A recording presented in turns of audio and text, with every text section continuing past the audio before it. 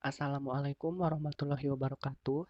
Saya Rianto dengan NIM 187215029 dari Program Studi Pendidikan Ekonomi Fakultas Ilmu Pendidikan Universitas Pancasila Bekasi. Video ini dibuat untuk syarat ujian akhir semester mata kuliah Evaluasi Pembelajaran Ekonomi dengan dosen pengampu Ibu Ayu Nurul MPD. Video ini adalah hasil dari analisis butir soal pilihan ganda, yaitu tentang kesukaran butir soal, daya pembeda soal, serta pengecoh soal. Lalu yang kedua adalah analisis mengenai butir soal menurut Richard Kardashian.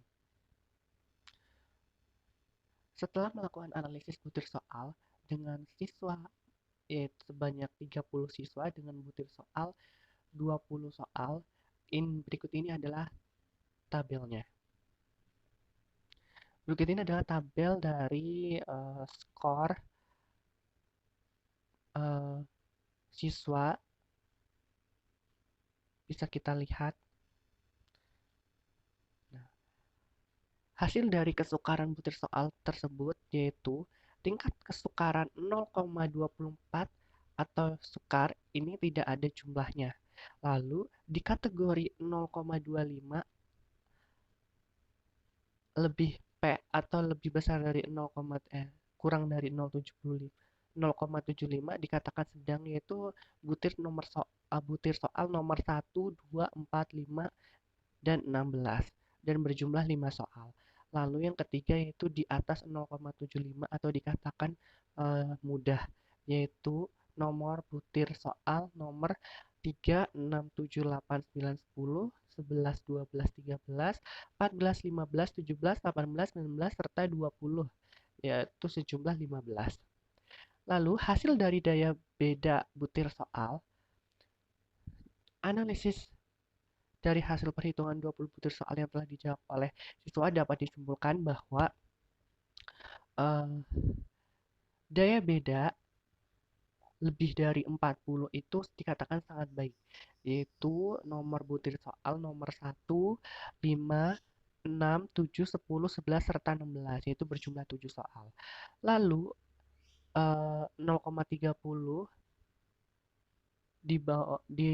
di bawah D atau kurang dari 0,40 bisa dikatakan baik, yaitu nomor 8, 14, 15, 17, serta 18 yang berjumlah 5 soal.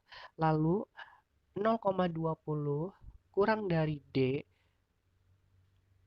kurang dari 0,30 dikatakan sedang, yaitu nomor 12 dan nomor 20 berjumlah 2 butir soal.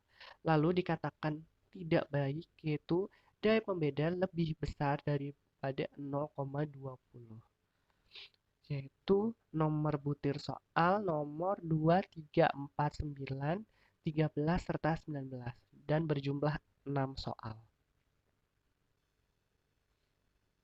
Lalu di sini ada pengecoh. Kelompok pengecoh yaitu bisa diurutkan menjadi kelompok atas, kelompok bawah, begitu ya. Lalu di sini kita membuat tabelnya dan ini adalah hasil dari analisis kita. Analisis saya terhadap optionnya yaitu A, B, C, D, serta E. Lalu dari hasil analisis soal di atas juga, maka alternatif yang tidak efektif dalam pilihan jawaban 20 butir soal berdasarkan fungsi destruktornya, yaitu yang pertama butir nomor 1, AD ini tidak baik. Lalu CDE itu revisi pengecoh. Butir soal nomor 3 itu BE tidak baik, nomor 4 BCE tidak baik, lalu nomor 5 AC tidak baik, nomor 6 BC tidak baik, lalu nomor 7 ada AD cukup baik, nomor 8 AC nomor 8 DE revisi pengecoh, nomor 9, nomor 10 revisi pengecoh, nomor 11 BD cukup baik, nomor 12 BC tidak baik, dan seterusnya seperti data yang telah ditunjukkan pada slide ini. sampai 20 butir soal. Lalu dari analisis soal di atas juga, maka distribusi ke-20 soal berdasarkan daya beda soal dapat dikategorikan dalam tabel berikut ini. Yang pertama adalah sangat kurang pengecohnya, yaitu nomor butir soal 1, 3, 5, 6, nomor lalu 12, 13, 14, 15, 19, serta 20, yaitu sebanyak 11 soal. Lalu kurang, yaitu nomor 2, 8, 9, 10, sejumlah 4 soal. Lalu ada cukup, yaitu nomor 7, 11, 16, 17, 18, sejumlah 5 soal. Dari presentasi tabel distribusi butir soal di atas, dapat diketahui bahwa soal pas ekonomi kelas 11 di SMA N1 Cilacap tahun ajaran 2021 semester gasal dilihat dari fungsi traktori terdapat 11 butir soal dengan kategori soal dengan kurang, 4 butir soal dengan kategori soal kurang baik, dan 5 butir soal dengan kategori cukup. Lalu, analisis yang kedua yaitu analisis menurut Richard Cardassian. Di sini kita membuat tabel kembali yaitu dengan menganalisis butir soal tersebut. Lalu di sini kita tarik garis lurus skor siswanya atau bisa disebut X, ini kita kuadratkan.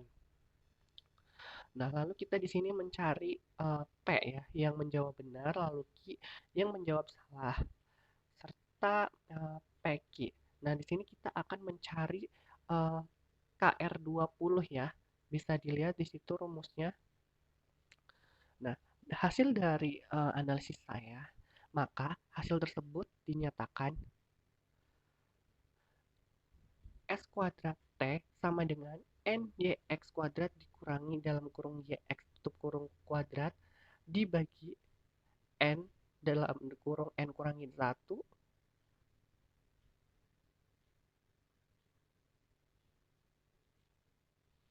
sama dengan hasilnya adalah 10,65. 10,63. Lalu mencari KR20-nya sudah bisa ditentukan di situ yaitu sebesar 0,33.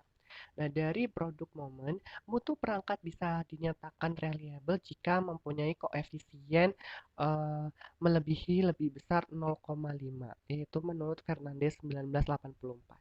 Sekian video dari saya. Apabila ada salah-salah kata mohon dimaafkan. Terima kasih. Wassalamualaikum warahmatullahi wabarakatuh.